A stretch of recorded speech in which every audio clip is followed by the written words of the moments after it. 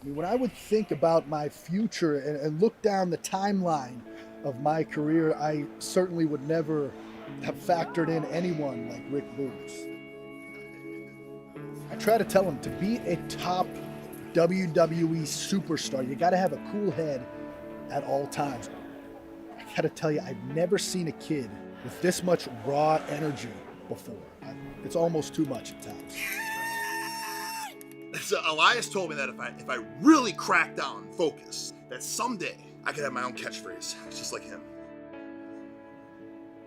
And I tell him, I said, listen, man, I want people to be booging out when they see us together. Like, yeah! Told him, listen, one day everyone will be booging out when they walk with Elias. Yeah, he got really excited about that. Now, if this kid can just stay focused, I think we could be something very special. Hey! Hey! What's going on? Break the rules, break the laws. This is the moment we change it all.